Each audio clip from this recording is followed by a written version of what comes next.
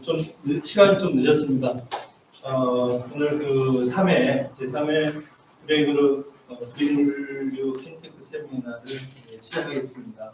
지금 사회를 맡은 최석만 교수입니다. 반갑습니다. 제가 매번 할 때마다 이제 룰을 진행하는데 여기서 이야기를 그 앞에서 말씀을 나누는 발표하는 사람은 마스크를 일단 벗고 하는 걸로 룰을 정했습니다. 그래서 그리고 앞에서 발표를 하게 되는 분은 본인 명표를 가지고 나와서 또 컵라면 가지고 들어가면 되겠습니다. 그런 걸로 룰을 정해서 하기로 하고 오늘 주제 발표인데 2개를 하고 먼저 축사를 하고 그다음에 주제 발표 2개 성공 기술이란 창의적 혁신 사고 문제 해결 사고 혁신 왜 필요한가 그리고 둘의 디지털 유통 3D에 대한 3D에 대한 부분 2개를 발표를 하고 주제 발표를 하고 그 다음에 이제 총장님 다시 한번 말씀을 듣고 사진을 찍고 그 다음에 토론회를 하는 걸로 순서를 정하겠습니다. 일단 오늘 우리 총장님 여기까지 오시는데 굉장히 멀리서 오셨어요.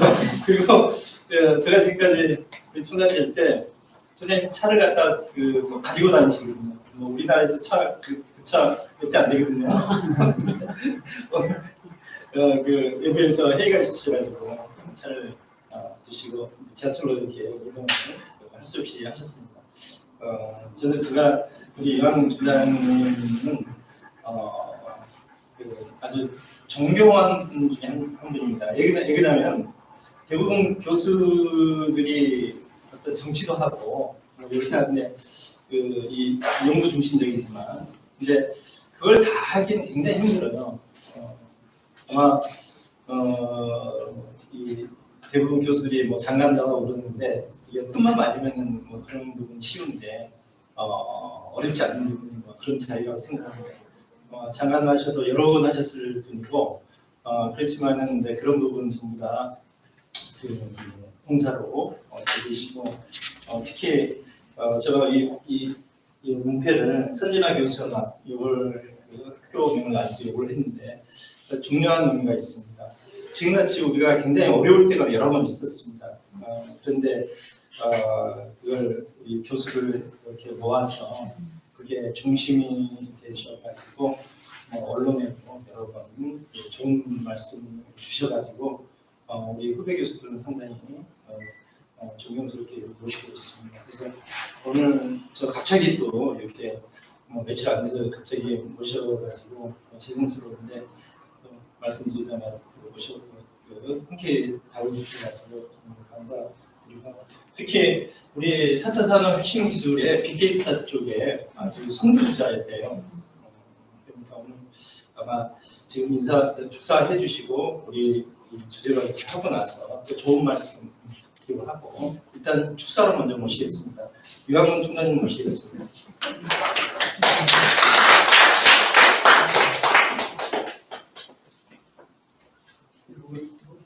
네.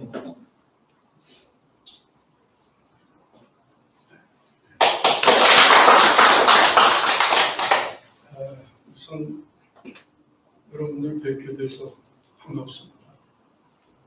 우리 김병호 의장님은 오늘 대면은 처음 했는데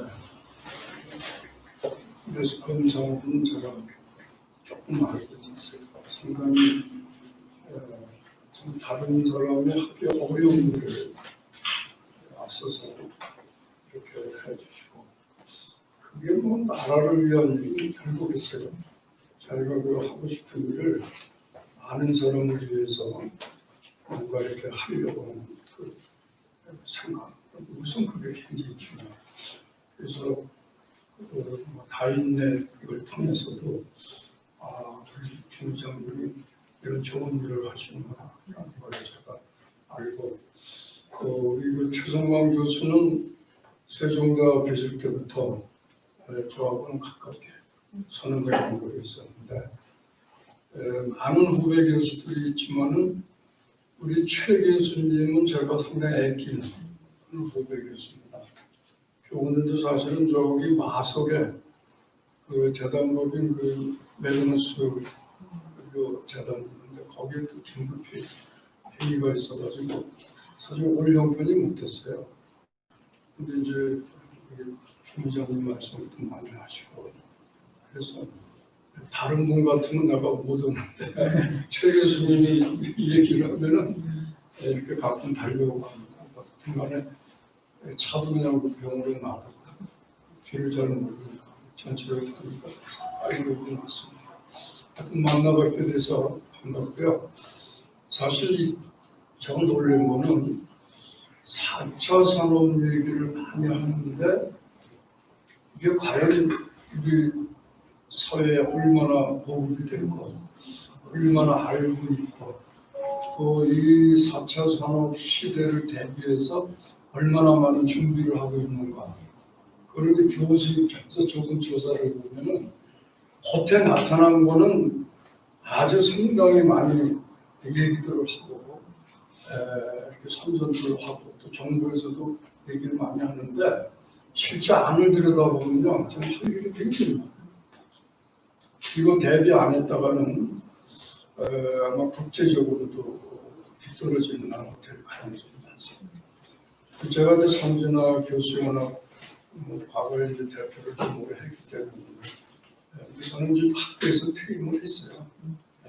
나이가 들면 자동 퇴임을 했는데 우리나라가 좀 선진국 얘기를 많이 하잖아요. 선진국이라고 하는 것이 어느 한 분야만 잘한다고 해서 선진국이 아니에요.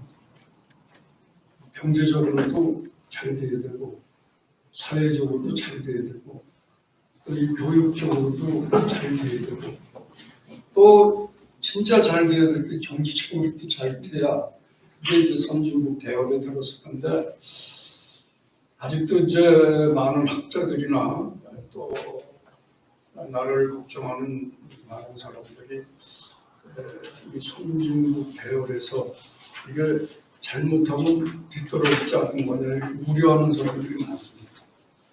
25년 전에 우리나라 이 정보화 사회 얘기하면서 세계적으로 유명한 학자로는 세 사람을 볼 수 있어요.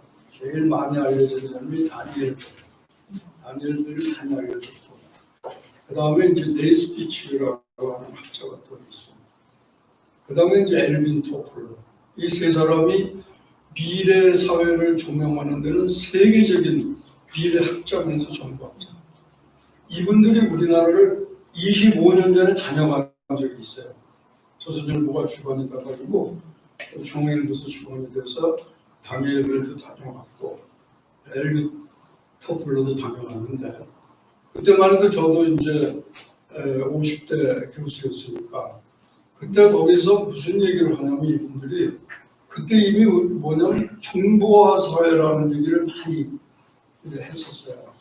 근데 그때 이분들이 우리나라에 와서 느끼는 게 있는데 자기가 느낀 걸 뭘 얘기했냐면 정보화 사회로 가는 거는 틀림없는데 한국은 준비 단계가 굉장히 늦는 것 같다.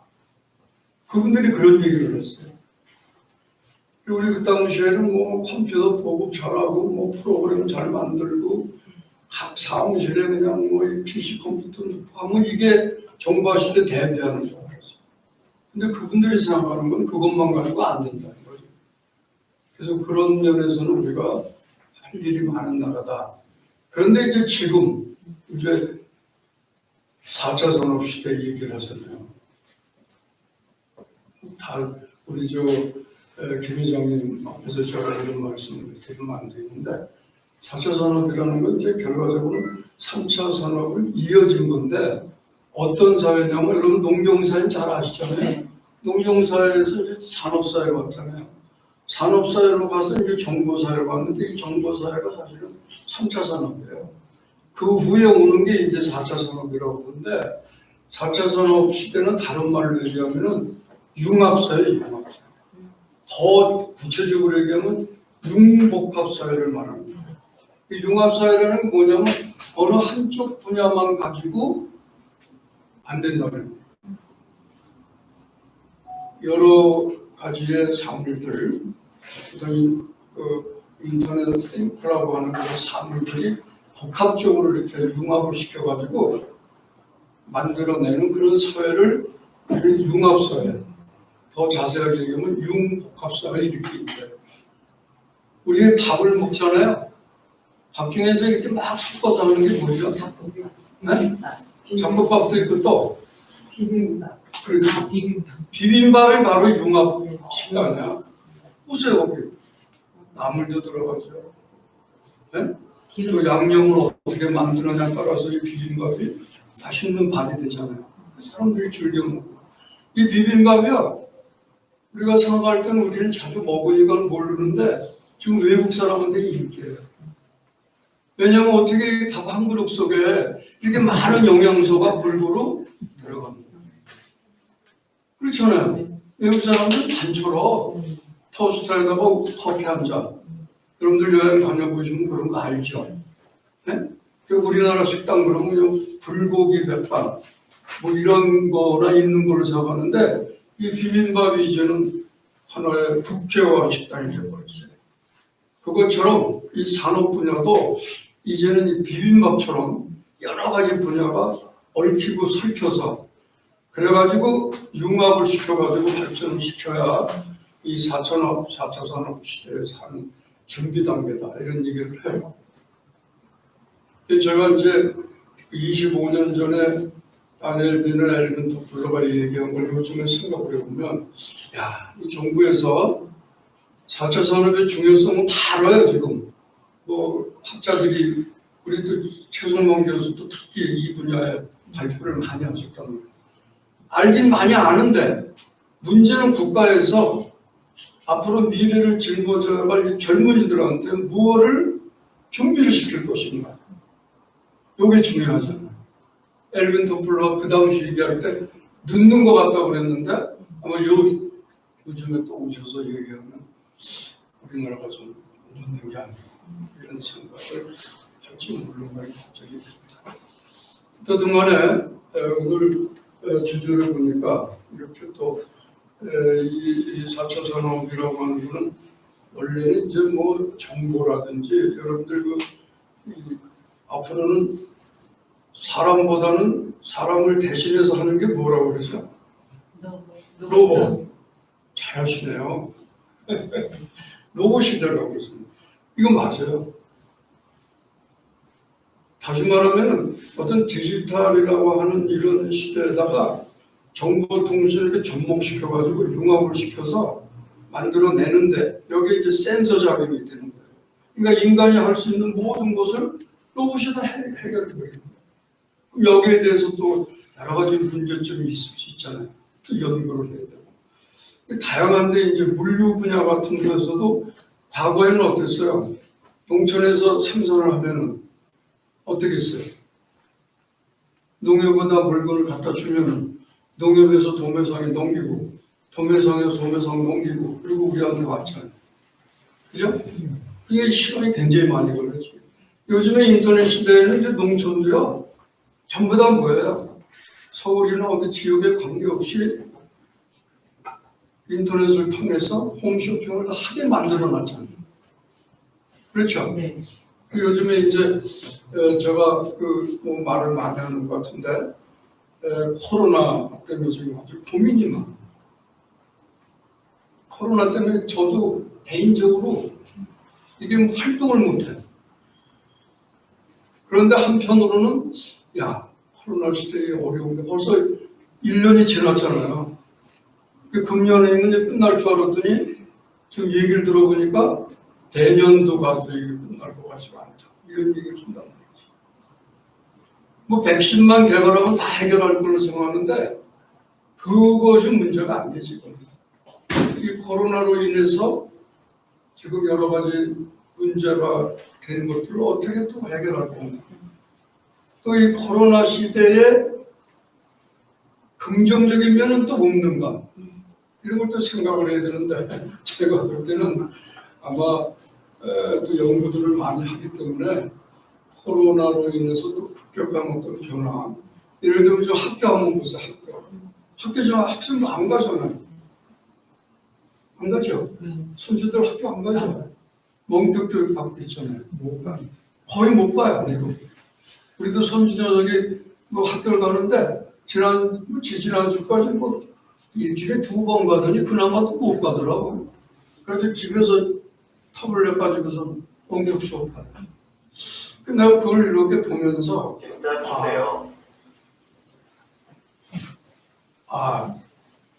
이게 부정적인 면도 있지만은 다른 한편으로 또 발전적이면서 긍정적인 면이 있겠다.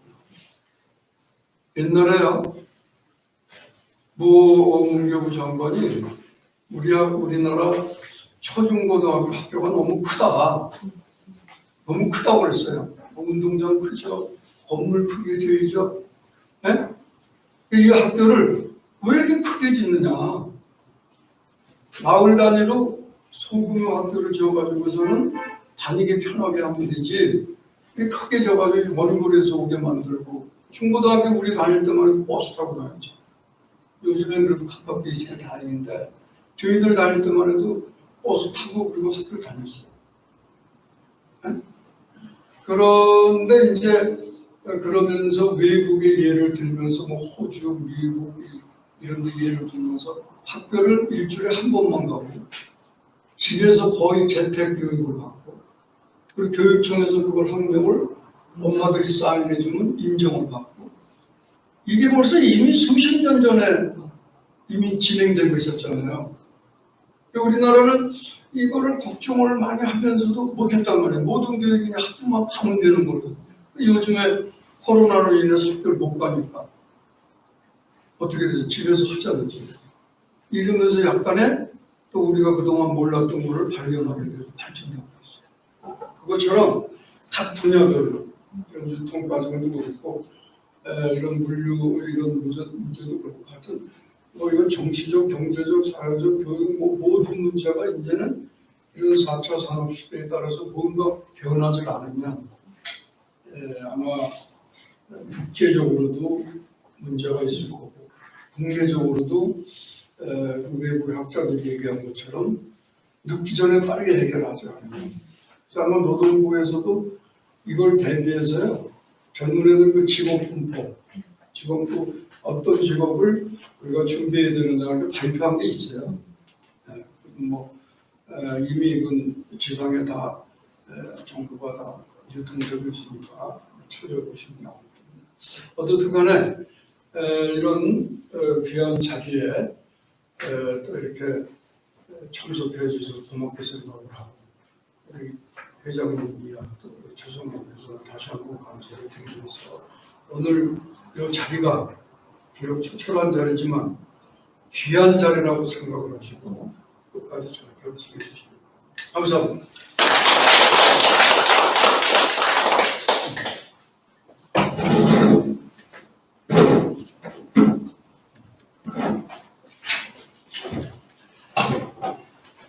감사합니다.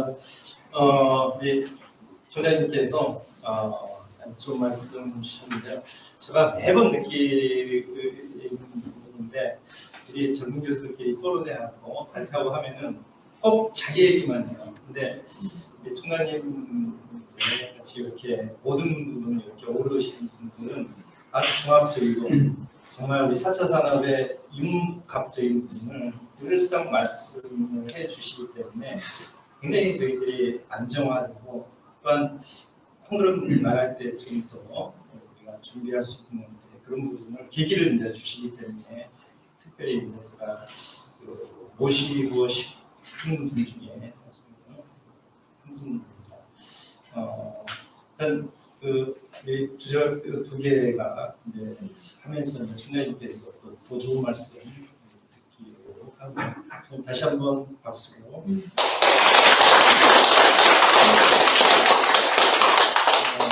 저는 이제 성공 비즈니스를 위한 창의적 사고혁신과 문제 해결, 사고혁신의 필요함과 이제 김배우 원장님께서 하실 텐데 방금 그 사고혁신에 총장님께서 간단히 말씀해 주신 부분도 있습니다. 그런 부분이 다 포함되어 있습니까?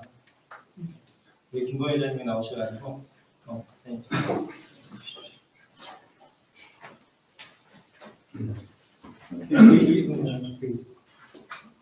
좀 표를 여기 사진을 좀 잘 좀 찍어주십시오. 네, 반갑습니다. 사고 혁신. 어떻게 보면 참 뭐죠? 새로운 변화를 요구하는 그런 말씀 같은데 이미 총장님께서 하셨듯이 우리가 지금 많은 변화가 일어나야 됩니다. 오늘도 당장 돌발 또는 비연속의 사회입니다. 비연속, 과거에는 어떤 것이 연속적으로 예측이 됐어요. 농사 지으면 봄에 씨앗을 뿌리고 또 가을에 추수를 합니다. 그러한 예측된 계획된 사회가 운영하는데 지금은 특히 여러분 코로나 때문에 내일 어떤 일이 일어날지 모르는 그런 아주 불확실한 사회입니다. 그런 사회에 우리가 어떻게 앞으로 더 지속적 발전을 하면서 행복한 삶을 추구할 것인가? 또 우리 인간으로서의 존엄성을 지킬 수 있고 그것을 지켜나갈 수 있는 그러한 것들을 만들기 위해서 여러분들 오셨고 그러한 것들을 많은 시행착오와 실현을 거쳐서 오늘날 우리가 우리 목적지에 도달했습니다. 그리고 이제 그러한 것들이 정말 둘에는 운이 좀 좋은 것 같아요. 우리가 나가는 길에 세월이 역사가 우리하고 맞춰주는 거죠. 그 맞춰주는 과정에서 우리가 이제 비대면 사업을 할 수 있고 그리고 모든 장애인, 취약계층 누구나 할 것 없이 모든 사람들이 다 기업가로 이렇게 거듭날 수 있는 시스템이 완성이 됐습니다. 그러한 부분들을 여러분들 충분히 이 내용들을 전달하고 있는 것을 인지하시고요. 또 여러분 한번 익혀서 나만 성공할 것이 아니고 다른 사람들을 성공시켜 줄 수 있는 그런 마인드를 가지는 것이 곧 총장님께서 말씀하신 융복합입니다. 그래서 그 융복합을 통해서 우리가 많은 이웃과 특히 우리 취약계층 분들을 행복 추구를 할 수 있도록 도와주시기를 바라면서 마치겠습니다. 감사합니다.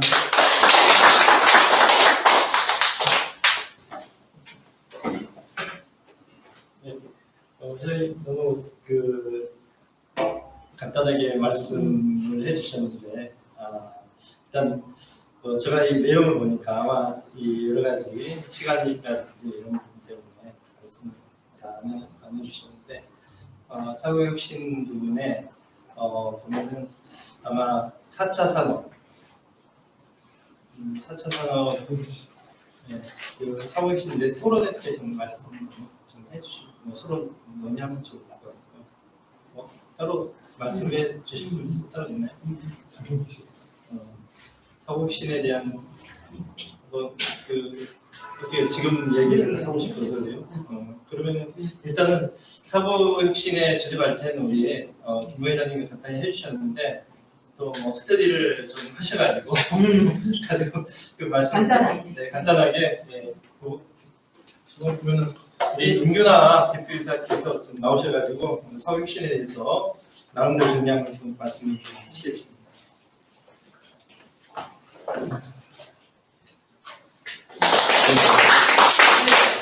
예를 들면 그냥 저는 마스크를 하고 발표를 했으면 좋겠습니다. 네, 만나 뵙게 돼서 반갑고요. 저희가 보이는 것만 보고 살다가 지금 보이지 않는 바이러스로 인해서 엄청난 변화를 갖고 있다는 것 모두 동감하실 거예요. 그래서 지금 우리 교수님께서, 총장님께서 말씀해 주신 4차 산업, 융합사업 이런 것들을 통해서 모이지도 않고 누구로 인해서 지시와 전달을 받지 못하고 내 스스로 찾아나가지 않으면 도태될 수밖에 없고 이 사회에서 배제될 수밖에 없는 많은 낙오자가 생길 거라는 생각을 하고 있죠. 그런데 우리 의장님께서 이제 이런 시간을 만들어 주시고 이제 오늘부터 이런 사회가 열린다라는 것을 우리로 하여금 체감하게 만드는 자리에 이 중에서 제일 중요하게 여기는 게 사고혁신이라고 생각합니다. 누가 나를 지시하지 않아도 내가 나를 컨트롤할 수 있는 인격체로서의 사고혁신이 되어지지 않으면 우리가 동참할 수도 없고 학교 갈 수도 없고 가르칠 수 있는 사람도 없어요. 내가 줌을 켜야 되고 내가 인터넷을 켜서 내가 소통을 하지 않으면 안 되는 사회에 왔습니다. 그래서 많은 것이 발전하면 발전할수록 더 초심으로 돌아가서 우리가 가정에서 부모가 스승이 돼야 되고 직장에서 리더가 정말 그 앞길을 인도해야 되며 그러니까 우리가 책임자 있는 자리를 걸어가는 분들이 모였을 거라고 믿고 사고혁신에 정말 성공 전략이 있어야 된다라고 저는 느끼게 됐습니다. 많은 변화를 가고 있는데 나는 그 중에 어떤 역할이 없다, 어떤 거를 할 수 없다라고 생각해 보세요. 낙오자가 되잖아요. 그러면 거기에서 제가 제일 간단하게 운명을 바꾸는 것은 생각이 바뀌면 운명이 바뀐다고 하잖아요. 그래서 그 생각이 바뀌면 심고, 사고, 심고는 마음으로 느끼는 거죠. 사고는 머리로 생각하는 거고 수고는 손으로 시도해야 되고 조건은 발로 뛰어야지 되는데 우리 여자들이 이렇게 살았죠. 이제는 그걸 떠나서 내가 나를 컨트롤해서 4차 융합사회를 만들어갈 때 내가 스티브 보비 박사의 이 성공하는 사람들의 7가지 습관이 정말 저는 습관을 바뀌면 그 습관을 바꾸면 성공할 수밖에 없다는 걸 굉장히 좋아하는 살아왔어요. 근데 지금 이 시대에 저는 굉장히 자유롭거든요. 누가 나보고 뭐를 하라 하지 않아도 저는 무엇을 해야 될지를 알아요. 그리고 내가 혼자 살기 위해서 뛰어본 적이 없고 나로 인하여 다른 사람이 잘 되기 위해서 수십 년을 뛰어왔기 때문에 공유경제 이런 것들을 워낙 좋아했는데 우리 의장님을 만남으로 인해서 이런 분이 계셨다는 걸 깜짝 놀랐어요. 그래서 함께 동참하고자 이 자리에 모였고요. 첫 번째 우리가 오늘 이 4차 이런 시대에 살아갈 때 첫째가 능동적인 자세를 갖는 습관을 가지자. 누가 오라 그래서 가는 게 아니고 우리 어떻게 해야지 모일 수 있고 어떻게 해야지 교통할 수 있는지 소통이 안 되면 불통이 되잖아요. 그래서 능동적인 자세를 갖자. 두 번째는 분명한 목표를 갖고 시작하는 습관을 가지자. 이제 이렇게 만들어 놓은 시대에 우리가 지금 오늘 이 둘의 문화 세계 포럼을 통해서 성공 비즈니스라는 창의죠. 성공하고 싶고 창의하고 싶은데 어떻게 하겠느냐 이거죠. 그랬을 때 분명한 목표를 좀 갖자. 이제부터. 그래서 셋째는 우선순위를 지키는 습관, 상생하는 습관. 서로 잘 되게 하자죠. 나만 잘 되자고 하기 때문에 유태인들은 사촌이 잘 되면 굉장히 기뻐한대요. 근데 우리 한국은 어때요? 사촌이 잘 되면 뭐가 아프다고요? 배가 아파. 왜 그럴까요? 안 줘요. 문 걸어 잠그고 아무것도 내보내질 않아요. 근데 유태인들은 어떻게 했냐면 내가 부자가 되면 내 배우자가 행복해져야 되고요. 그 다음에 내 자녀가 행복해져야 되고 그 다음에 내 사촌, 8촌, 16촌 굉장한 족보로 나갑니다. 우리나라가 그게 안 되기 때문에 내려주는 게 없어요. 마음도 못 줘. 돈도 못 줘. 아무것도 못 주다 보니까 어떻게 하면 소개해야 될까? 어떻게 하면 빨리 벌었다. 그런 우리 대한민국이 정치를 잃어가기 전에 저는 한 40년 동안 이런 강의를 수도 없이 해왔어요. 근데 이제 정말 우리 두레와 함께 이런 정말 생각을 바꾸는 이런 귀한 모임을 가질 수 있어서 너무 감사하고요. 가장 중요한 건 5번째, 6번째, 7번째 그 중에 5번째로 제가 생각한 건 이해받기 전에 상대를 먼저 이해하는 습관을 가지자. 이런 애티튜드, 태도가 우리가 너무나 안 돼 있기 때문에 무례하고 권위적이고 서로 상대방을 막 마음대로 하고 무시하는 어디서부터 흘러왔는지 모르겠습니다. 우선 이제 우리가 브레인으로 또 우리가 자산 관리를 하고 있지만 그 사람의 인격, 그 사람의 입장 이런 것들을 우리 생각하는 4차 이런 사업에 하기 위해서는 이 문화는 막 앞으로 가고 있는데 내 본인이 변화가 되지 않는다면 일어날 수 있는 문제, 일은 하나도 없을 거라고 봅니다. 그래서 우리가 한 걸음 나갈 때 내 자신부터 돌아보며 예, 상승하는 서로 시너지 효과를 냈으면 좋겠고요.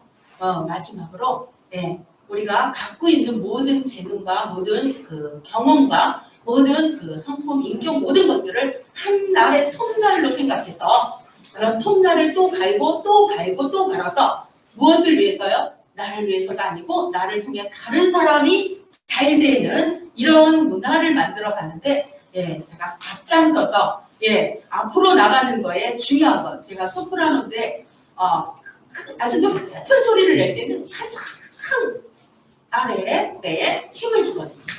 가장 앞으로 나가는 이 시점에 모든 비대면으로 갔을 때 가장 오늘 제가 여러분들에게 전해드리고 싶은 말 한 가지. 나의 생각을 바꾸자.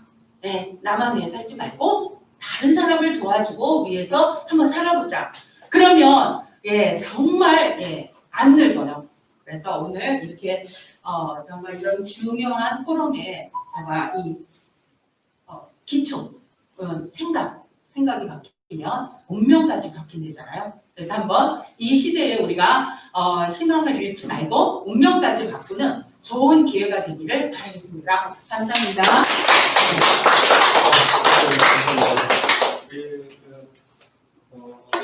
사회혁신에 필요한가에 발표를 해주신 임규나 대표이사님께서 제가 앞으로는 제가 온 거를 바로 미리 드리겠습니다. 오늘 가면 저녁에 토론 원래 그렇게 해야 되는데 그래서 오늘 저녁 가면은 제가 다음 주제는 사고 혁신의 문제 어떻게 해결할 것인가요. 그래서 그 주제를 바로 해드리겠습니다. 실은 김 회장님 저하고 논의하는 그 주제가 한 20가지가 있는데 그것들을 쭉 지금 이 일주제 발제로 알고 그다음에 제가 발표할 거는 이제 다음엔 블록체인이라든지 이게 쭉 나와 있습니다. 그거 함께 보내드릴 테니까 아마도 예를 들어서 AR, VR 게임 아주 디테일한 부분들이 있는데 어려운 부분은 제껴놓고 키워드만 이렇게 하셔도 상당히 도움이 되실 거예요. 특히 젊은 친구들하고 논의할 때 상당히 리드할 수 있습니다. 또 목사님도 말씀 가지고 계십니까? 예. 우리 박기혁 교수기사님께서 사고혁신에 필요한 거에 대해서 말씀 좀 추가적으로 해주셨습니다. 박수로.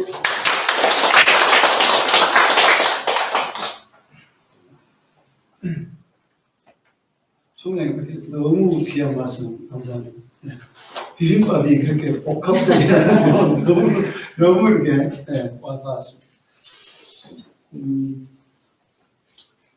이제 디지털과 아날로그에 대한 개념에서 보면 디지털은 보이지 않는 세계인데 아날로그는 보이는 세계지만 이제 차차 바뀌어 이제 디지털화돼 왔는데 이제 문제가 뭐냐면 디지털이라고 해서 가시화가 안 된 상태가 되다 보니까 문제가 잘 안 드러난다는 거죠, 이제.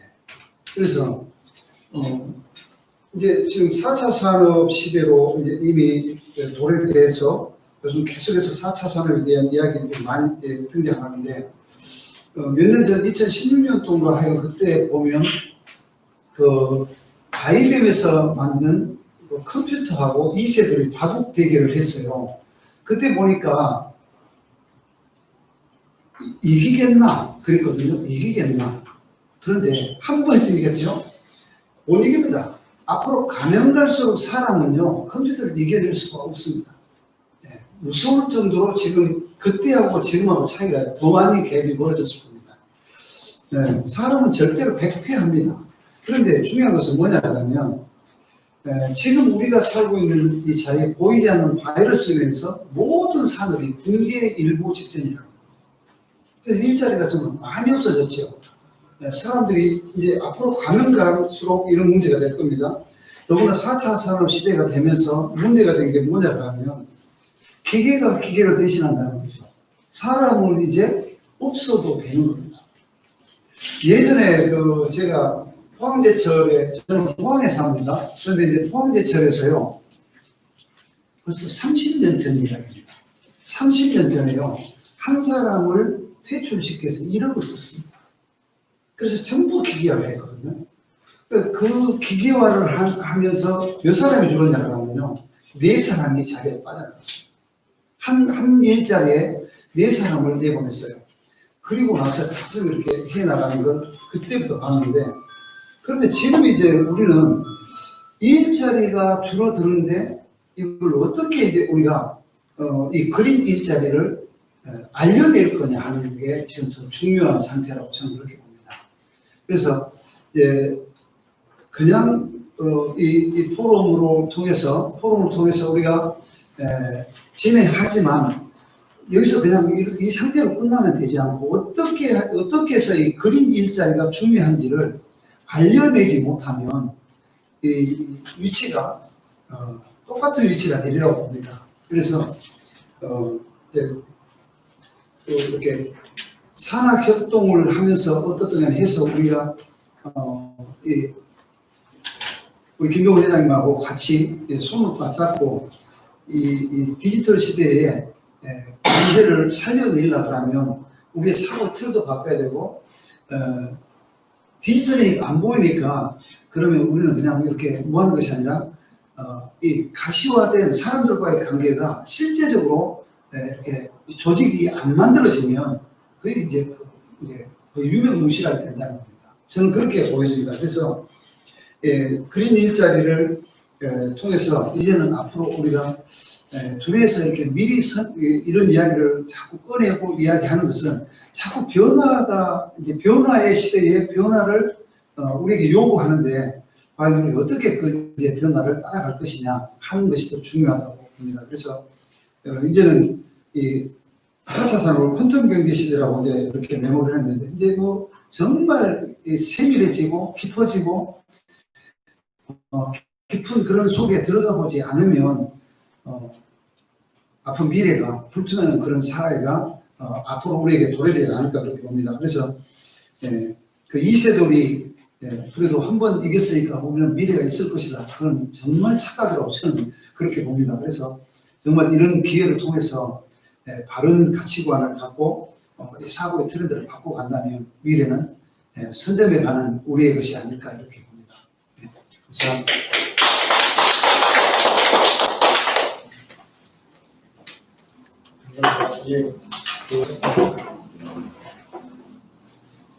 학교 교육이사님께서 우리 계시는데 아주 인성적이고 감성적인 말씀을 좀 해주셨습니다. 제가 이제 실은 그게 대해 반박은 아닙니다. 근데 지금 말씀을 쭉 듣다 보면은 일반인으로 말씀 듣다 보면은 그 키워드 차이를 조금 느낄 수 있어요. 특히 4차 산업을 4차원으로 발음하시면 안 되더라고요. 얘기하면은 4차원 세계하고 4차 산업 시대는 다른 겁니다. 그러니까 그걸 이제 조금 주의해 주시고, 특히 인공지능은 우리 인간의 피조물입니다. 그러니까 우리가 조정을 이제 잘 해놓은 조정 피조물이나 마찬가지죠. 그러니까 인공지능이니까 사람을 대신하는, 우리 사람을 대신하는 거 아닙니까? 사람의 지능을 가지고 그러기 때문에 우리가 실은 인공지능 우리가 아까 우리 이사님께서 말씀하신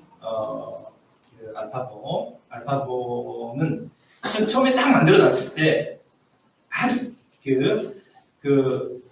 바둑판에 하나 딱 점을 걸 수 있는 그것밖에 안 되는 거죠. 근데 우리 인간의 두뇌를 거기에 심어놨기 때문에 학습을 엄청나게 한 거죠. 그러니까 이세돌하고 이 알파고하고 게임을 할 때는 몇 번을 두고 대국을 몇 번을 하고 나왔냐면 적어도 300만 번. 300만 번. 그리고 알파고가 이세돌하고 그 게임을 대국을 하는 그 당시에도 다른 데하고 게임을 하고 있었어요. 그리고 이세돌하고 그 수를 두면서도 이세돌의 그 생각, 요거를 자기가 기억하고 또 다음 수를, 그거가 우리 인간 두뇌에서 디자인해 놓은 게 바로 알고리즘이라는 것이죠. 그래서 그걸 생각하시면은 우리가 그 영리한 일자리는 또 무궁무진하게 나올 수 있다는 거. 그러니까 예를 들어서 농경사회, 산업사회, 공업사회, 산업사회, 정보화시대, 지식정보사회 이렇게 쭉 오면서 기계에 의해서 우리 인간이 일자리 뺏긴 건 당연한 일이라고 생각합니다. 그렇지만 새로 창출되는 일들이 굉장히 많다는 것이죠. 이제 저도 마찬가지로 거기에 끼지 못합니다. 근데 우리 젊은 지금 초등학교 이런 태어나고 있는 그런 아이들은 경쟁에서 이제 그 자리를 경쟁할 수밖에 없는 거죠. 우리는 경쟁할 필요도 없고 경쟁할 수도 없습니다. 지금 있는 일자리 우리가 나눠가지고 얼마든지 할 수 있다고 생각하고, 저는 앞으로 이 세미나를 그런 부분을 계속 말씀드릴 겁니다. 어렵지 않게. 그러니까 뭐 우리 학생들하고 뭐 수치 이런 해석하고 이런 부분은 우리가 예상할 필요도 없고, 그렇지만은 그런 감을 이렇게 이해를 하시는 것도 상당히 중요하다고 생각을 합니다. 특히 우리 사고혁신에 대해서 굉장히 중요한 그 이야기들을 미국 브라운 대학의 앤드리스 반담 이 교수는 가장 중요한 게 문제 제기라고 했어요. 그러니까 우리 두뇌에서도 지금 좋은 생각을 가지고 있지만 문제점 분명히 있습니다. 그 문제점을 어떤 식으로 해결할 것인가, 그거를 바로 사고의 혁신으로 가져가는 것이죠. 그리고 아마 기존에 우리 그 기업들은 돈, 사람, 물자가 굉장히 중요한 시대였죠.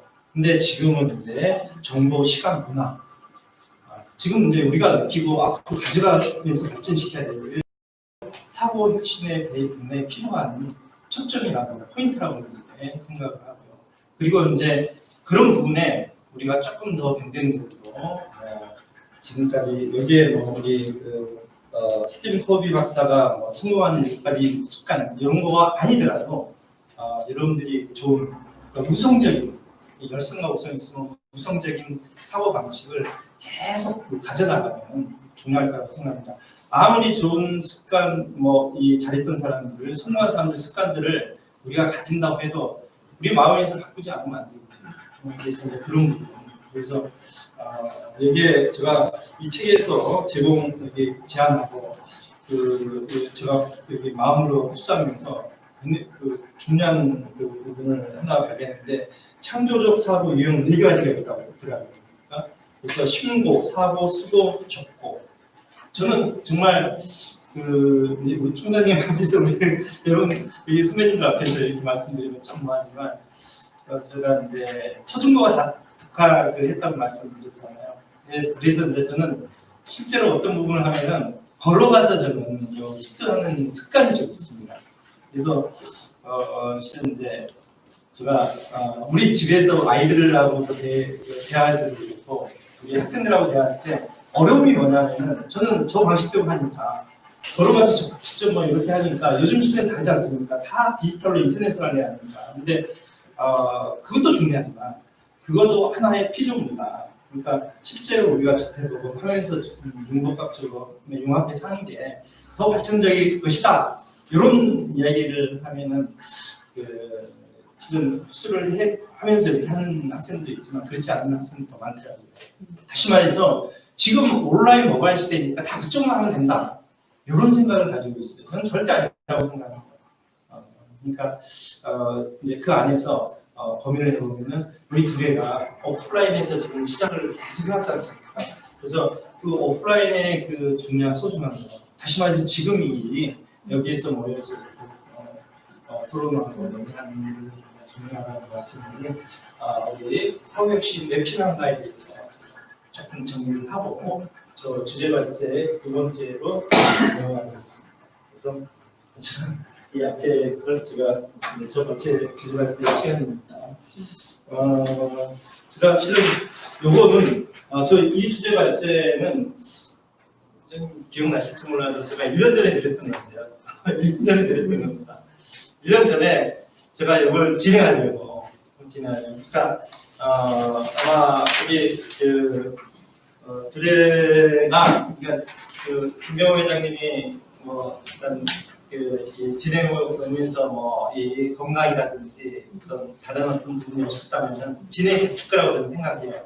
그래서 이제 그 환경을 이제 만들어 갈 거라고 생각하는데 두레 디지로그 유통 3D 요거는 회사 명칭이었어요. 제가 제안했던 회사 명칭이었습니다. 그래서 이 원고를 볼 때 조금 유의할 점이 만들어진 게 아니에요.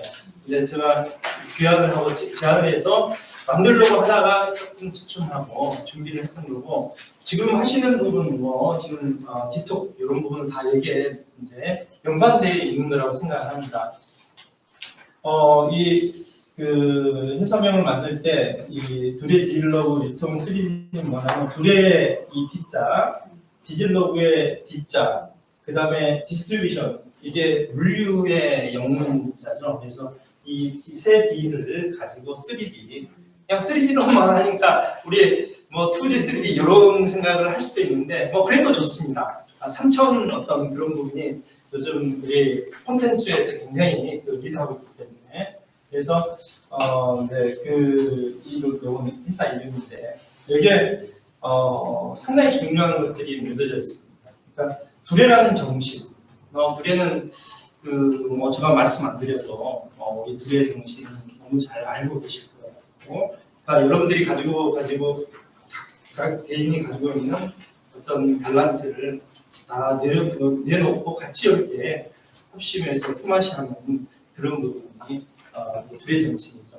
저는 시골 출신이라서 품앗이를 아주 많이 했습니다.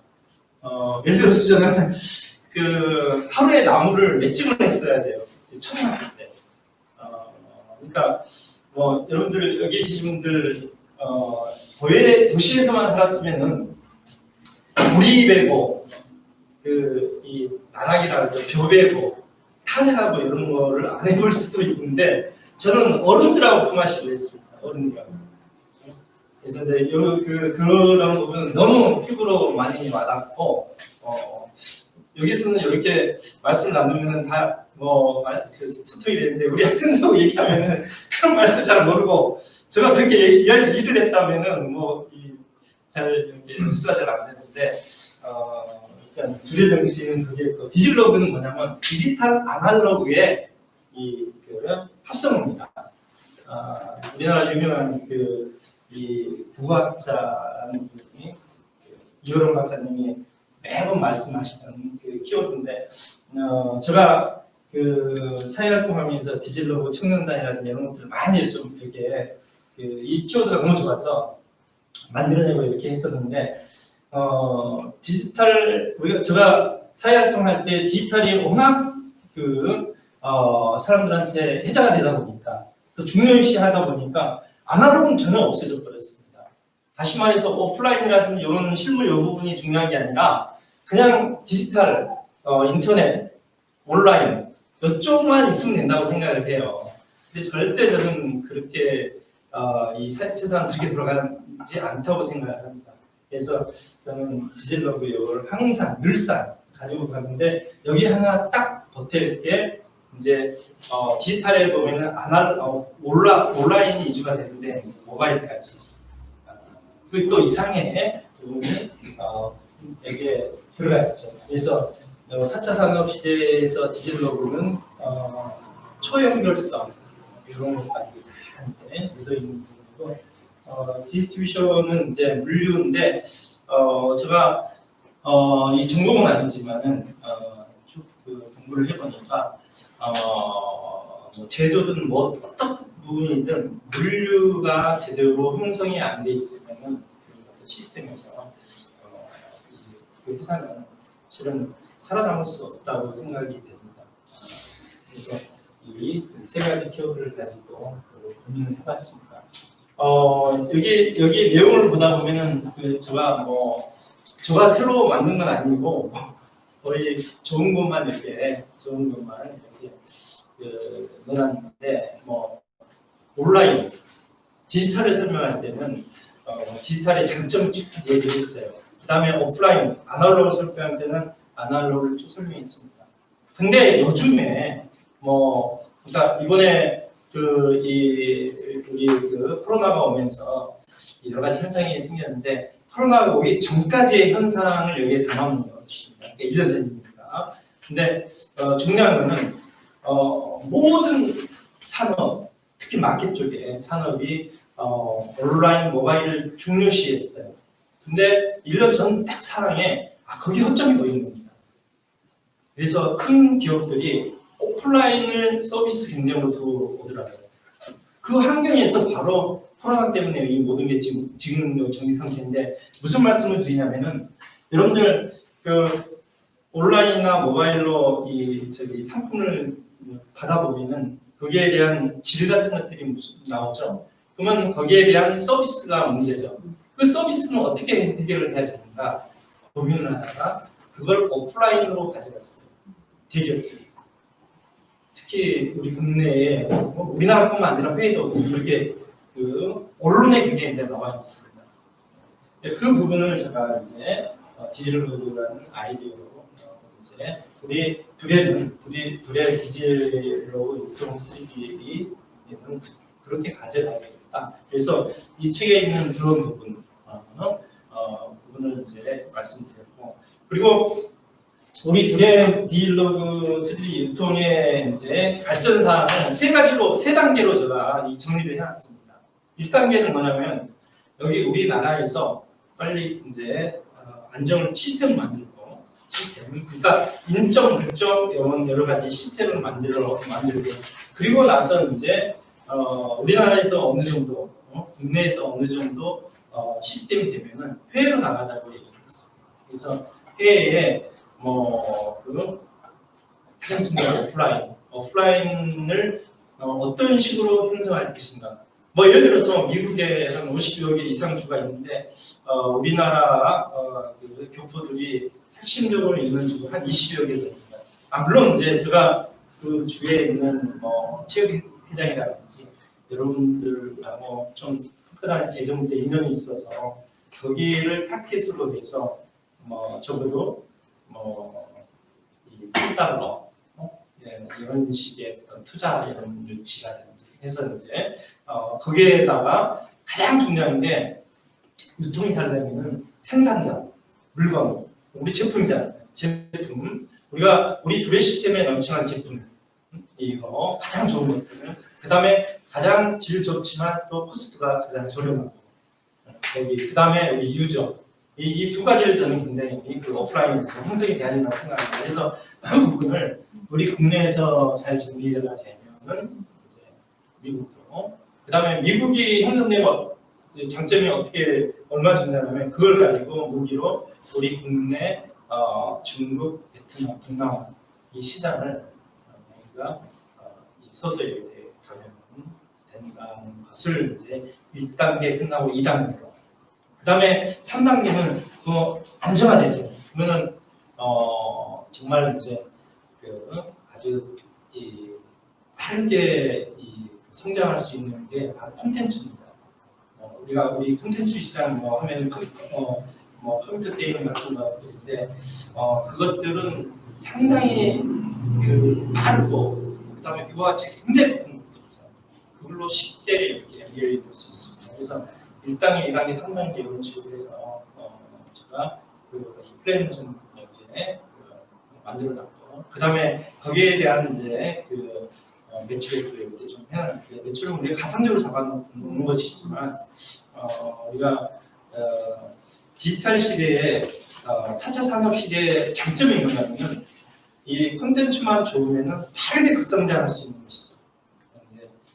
그것들이 이제 지금 배달의 민족도 몇 조 돼가지고 팔려나가고 우리도 예를 들어서 100만 유저만 가지고 있으면 얼마든지 수십 조로 이게 급성장할 수 있는 그런 발판이 될 수 있습니다. 그러니까 그런 부분이 바로 여기에 이 키워드에 대한 숨어 있는 부분입니다. 그래서 그 부분들을 제가 체계적이지 않지만 간단하게 정리를 해놨습니다. 그래서 이 부분을 가지고 이제 토론을 좀 해주시고 또한 이제 앞으로 이제 쭉 우리가 해를 거듭할수록 이제 이 부분 하나를 가지고 기술적인 부분, 인적 여러 가지 부분을 시스템화 시킬 수 있는 그래서 다른 어떤 대학으로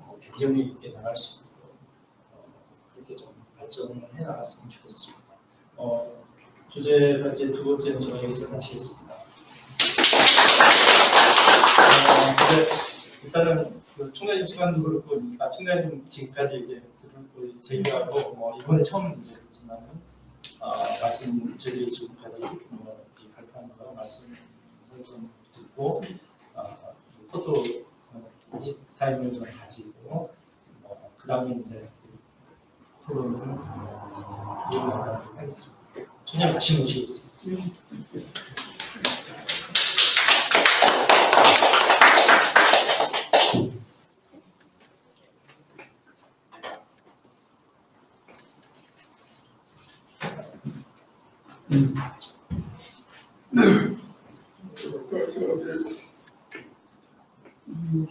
대표님 굉장히 중요한 말씀을 하셨어요. 원래 아이가 교육이라고 하는데 왜 교육을 받아야 되느냐 이렇게 물어보면은 분명히 목표가 있을 거 아니에요. 그런 걸 보면 이제 두 가지예요. 우리 대표이사님 말씀하신 것처럼 창의적인 사고를 만들어줘서 그래야 뭔가 새로운 분야에 전공할 거 아니에요. 옛날 가르쳐준 거 하나만 가지고 해가지고 되겠어요. 특히 4차 산업에서는 창의적 사고력을 기르는 게 굉장히 중요합니다. 그런 면에서 봤을 때 이번에 코로나를 통해서 아마 이 분야가 더 연구가 활발히 이루어지고 학교에서도 아마 그런 쪽에 좀 힘을 주지 않겠나 이런 생각이 들어요. 그 다음에 이제 끝으로는요, 자주적인 능력을 길러주는 거예요. 그렇죠? 자기가 자기를 얘기해요. 근데 요즘 우리도 이제 며느리하고 아들을 이제 가만히 손주들을 대화하는 거나 이렇게 보면은 걱정이 돼. 너무 많이 시켜야 돼요. 내가 차이가 없어요.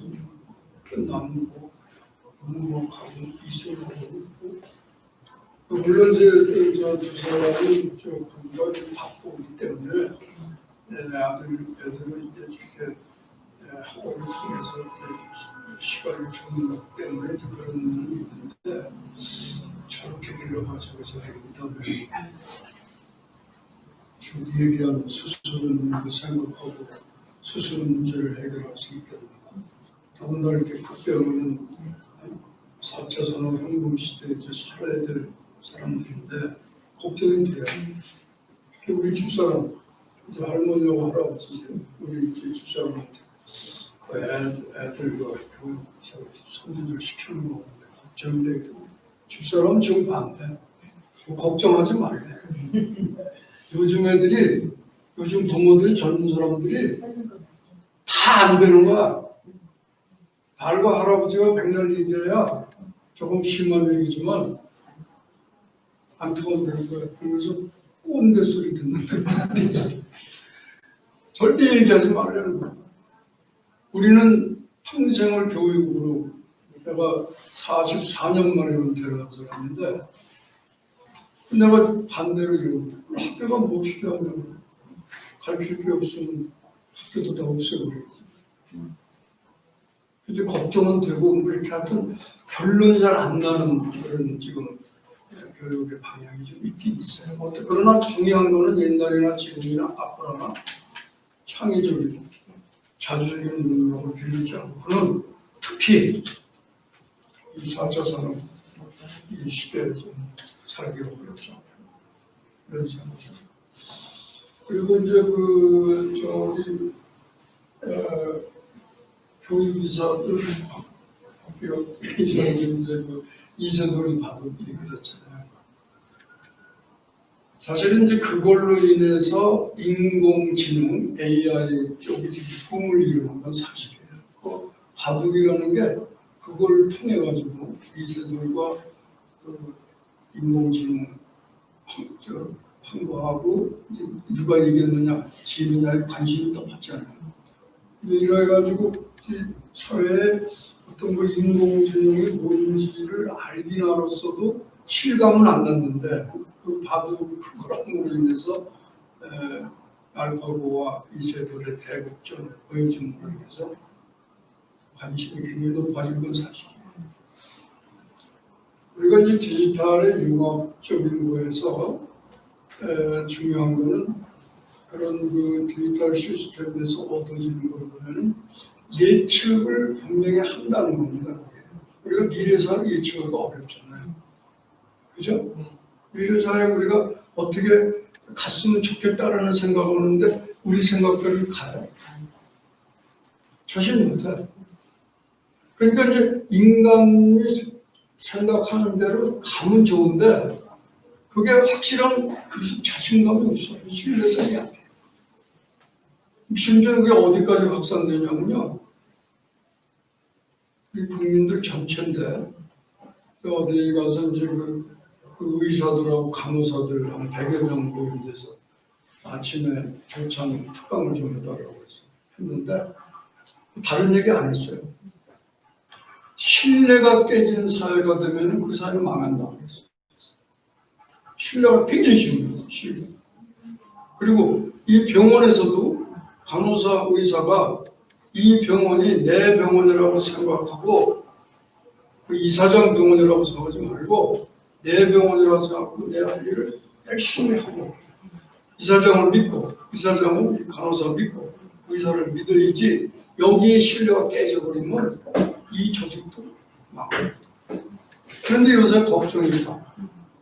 한국 사회를 이렇게 들여다보면요. 그 불신 풍조가 조금 심해요. 솔직히 말씀드립니다. 통계적으로도 나오고 실제로 이 불신하는 그런 풍조를 이렇게 학자들이 사회학자들이 연구해서 조사 통계에서 보면요. 우리가 긍정적인 쪽보다는 부정적인 사고가 더 앞서 있어요. 54%만 54. 이게 반이 넘어갔다는 걸 잘못해요. 그럼 그만큼 이제 불신 사회가 된다는 거예요. 그러니까 정부에서 아무리 좋은 정책을 발표해도 믿질 않아요. 그래서 정부도 이걸 알아야 돼요. 나는 정부를 비방하는 것도 아니고 정부를 옹호하는 얘기가 아니고 그냥 학자로서 얘기인데 정부도 왜 불신 사회가 됐는가를 알아야 돼요. 그래야 되죠. 네. 그게 뭐냐 미래 예측하는 거를 정확하게 판단을 못하고 정책을 내놓으니까 그게 자기들 생각대로 이루어지지 않잖아. 그러니까 국민들이 믿질 않는 거죠. 뭐 간단히 얘기하면 부동산 정책만 해도 벌써 몇 번을 27번을 지금 얘기를 했다는데 지금 국민들이 믿어요? 안 믿죠. 그럼 정책 연구한 사람이 그럼 바보냐? 그건 아니야. 했어서 다 하긴 했어요. 그거 아니라 밤새우고 했는데 거기 나온 것이 실제 현실에 가서는 뒤집어지고 안 되잖아요. 그러니까 그런 것들이 전부 어떻게 돼? 불신사회로 가는 거예요. 그래. 정부하고 정부에 있는 이런 사람들도 그런 문제가 있고 지금 뭐 추미애가 어떻고 뭐 강경화 어떻고 이런 얘기 나오는 게 다 이 불신에서 이루어지는 거예요. 이런 사회는 어느 학자가 그랬어요. 이건 망한다고 그랬어요. 부자지간에도 마찬가지입니다. 자식과 부모 관계도 이 효라고 하는 게 말로 되는 게 아니에요. 우리가 효를 교육을 시킨다고 되는 겁니까? 부모를 믿어야 돼. 애들이. 우리 엄마 아빠를 믿게 행동을 해줘야 되고 또 애들도 부모가 믿어줘야 돼.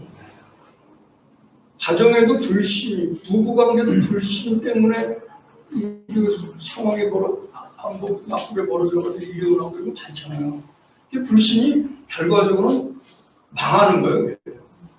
그래서 이 정부가 뭘 잘못했다 이거보다도 정부도 어떤 정책을 내놓을 때 아주 심도 있게. 그래서 이제 중요한 건 예측을 이제 할 줄 알아요. 근데 인간의 머리로서 예측하기가 어려워요. 그래봤자 아까 우리 최 박사님 알고리즘 얘기했는데 알고리즘 분석이라는 게요. 쉽지 않아요. 바둑 얘기를 돌아가면은 바둑의 그 경우의 수 이렇게 뒀을 때는 상대방이 어떻게 들 것인가를 다 분석한 거예요. 그 분석한 순차도가 그게 알고리즘이에요. 근데 그 알고리즘이 그게 쉽지 않습니다. 그런데 인공지능에서 이제는 예측을 불신하는 게 아니라 예측을 믿을 수 있는 확신 예측이 나온다는 겁니다, 지금. 그게 4차 산업의 또 변화예요. 그 여러분들 혹시 바둑을 보시는 분 알겠지만 요즘엔 프로들이 바둑을 두잖아요. 그럼 한쪽 면에 지금 누가 몇 프로 이기고 있다는 게 다 나와요. 아시죠? 여기 흑을 둔 사람, 백을 둔 사람이 지금 백이 60% 정도고 흑이 40% 정도다. 이기고 예측을 해버리는 거예요. 인간이 예측한 게 아니에요. 인간이 프로 바둑을 두고서 해설자가 뭐 대충 예측을 하죠. 지금 누가 잘 두고 있다 이런 정도인데 여기는 퍼센트로 나오고 예측을 확실하게. 그게 인공지능이에요 지금. 지금 그렇게 가고 있으니까 이제 앞으로 정부 정책도 인공지능하고 이게 접목을 시키지 않으면 아마 정책 성공하기 어렵습니다. 이런 당연한 것 같지만 또 그게 제대로 안 되잖아요. 사람들이라는 게 본성이 있잖아요. 표현할 때도 갖고 있는 본성이 있기 때문에 이제 그거를 이제 우리가 없애버리고 이제 이런 인간이 할 문제를 예측해서 알고를 분석해서 이걸 기계에다 소프트웨어를 해가지고 만들어내는 걸 어떻게 할 건가 이걸 연구를 해요. 지금 바둑은 어느 정도 99%에 성공했어요. 바둑은 성공했습니다. 근데 바둑이 성공한 거는 다른 게 아니에요. 경우의 수가 숫자를 딱 나오기 때문에 가능한 거예요. 그게 뭐냐면 19의 자승 경우의 수를 그러면 이 가로가 19줄, 세로가 19줄이에요. 그러니까 19 곱하기 19야. 그거에 대한 경우의 수만 나오면 되거든요. 그러니까 그건 되는데 인간들이 살아가는 데서 일어나고 있는 모든 변화는 예측 불허죠. 예측 불허예요. 그것만 결정하면 뭐 AI로 다 나가죠. 조금 심하게 얘기를 하면은 이 인공지능이 이제 결국에는 아주 쉬운 말로 얘기하면 로봇 시대가 온다는 얘기인데 아주 학자들 중에 과학자들 중에 조금 심하게 얘기한 사람 중에 이런 걱정을 하는 사람이 있어요. 거리를 다니는데 이게 인간인지 로봇인지 구별이 안 된다는 거예요. 인간인지 로봇인지 구별이 안 돼요. 언제 구별이 될까요? 눈으로 봐서는 몰라. 언제? 전자 시스템이 고장났을 때. 그러면 로봇은 어떻게 돼? 다 쓰러져. 거기서 남아서 떠드는 사람은 사람이고 쓰러진 거는 로봇이야. 로봇은 어떻게 결과적으로 전자 시스템을 훔치는 거 아니에요? 네? 그런데 전자가 이게 4차 산업에서 얼마나 발전해? 디지털 시대라는 게 이게 상상을 초월할 정도예요. 그러니까 이제는 거리에 나가도 사람과 로봇을 구별하지 못할 정도의 시대가 온다고 조금 좀 심하게 얘기한 것 같은데 일리가 있는 얘기. 더 심한 얘기를 해볼까요? 젊은 애들이 애인을 사귀는데 사람을 안 사귀어요. 어떻게 하는 여자 로봇 예쁘게 만들어가지고 그게 됩니다. 그런 시대도 온다는 거예요. 이게 앞으로의 시대의 모습입니다. 이거를 알아야 우리가 여기 아마 둘의 우리 회장님이 그 사업적으로도 굉장히 앞서가는 생각을 하신 것 같은데 이것을 이제 어떻게 디지털 여기에 어떤 이런 정보 센서를 접목을 시켜가지고 지금 다른 게 없어요. 좀 더 빠르게. 늦으면 소용없어요. 늦으면 뭐 2시간, 3시간 걸리면 그 시간에 또 벌써 변하는데 뭐 되겠어요. 근데 좀 더 빠르게 이거 용도예요. 그 다음에는 빠르면 뭐래? 정확하지 않으면 안 돼요. 좀 더 정확하게. 정확하다는 게 뭡니까? 농촌에서 생산하는 고구마가 내가 이제 고구마를 조금 아침 식사용으로 가끔 먹어요. 그럼 농촌에 내가 전화하는 데가 하나 있어요. 네? 이제 거기서 생산한 거를 해서 얼른 보기를 오는데 그것이 어떤 때는 택배 때문에 이게 듣더구만요. 택배 때문이죠. 이제 그런 경우인데 이제 그런 것도 아마 앞으로 요새 뭐 택배 그 종사원들이 또 뭐 문제를 일으키고 그러는데 그것도 해결을 해줘야 돼요. 왜냐하면 빠르게라고 하는 게 말로 되는 게 아니라 그 빠르게 할 수 있는 시스템을 갖추려면은 사람들이 해야 하는 일까지도 할 수 있도록 해줘야지 말로만 빠르게 하면 되나? 될 수가 없죠. 옛날에 저 오세훈 시장 있죠. 서울시장 하다가 이분이 그 실수를 해가지고서 실수를 했어. 네. 그래서 쓸데없이 국민투표 결정에 따라서 나 시장 그만두겠다고 해가지고서 결국에는 될 줄 알았는데 그 투표 결과가 안 좋게 나오니까 약속한 거니까 어떻게 됐어. 시장 내놨잖아. 시장 내놓으니까 지금 어떻게 됐어. 하여튼 지금 돌아가신 박원순 시장이 시장 되고 여러 가지 오세훈 시장이 하고자 했던 일을 못하고 있어요. 어? 그분이 생각이 뭐였냐면 이 서울을 세계적인 관광도시화 시킨다고 한강 이쪽에 그 계획을 많이 세웠어요. 돈도 많이 들어가죠. 못하고 그랬는데 이분이 생각은 좋았는데 그런 아까 자기의 생각이 그게 옳은 건지 그런 건지를 미처 생각을 못한 거예요. 아무리 창조적 사고를 해도 그게 옳지 않으면 안 되잖아요. 그러니까 자기는 자신 있게 생각을 한 거야. 근데 결과는 어떻게 됐어요? 안 좋게 나왔죠. 그렇기 때문에 이제는 인공지능 AI 시스템이 아마 상당히 발전할 가능성이 높아요. 이거 해결하지 않고는 아무리 뭐 기계화가 되고 뭐 컴퓨터가 발달이 되고 뭐 통신기가 발달이 되고 센서가 발달도 안 됩니다. 근데 그 예상까지 이렇게 썼을 때 결과가 어떻게 나온다는 것까지 확실하게 나올 수 있는 것은 인간의 힘으로는 한계가 있습니다. AI로 갈 수밖에 없어요. 그래서 우리 박규혁 교육이사님도 좋은 말씀 해주시고 우리 임 대표님도 창조적으로 자주적으로 그런 것이 아주 간단한 얘기 같아도 굉장히 중요한 일이고 이 4차 산업 시대에는 꼭 필요한 얘기다. 그런 걸 계속해서 관심을 갖고 연구를 하시면 좋겠습니다. 감사합니다.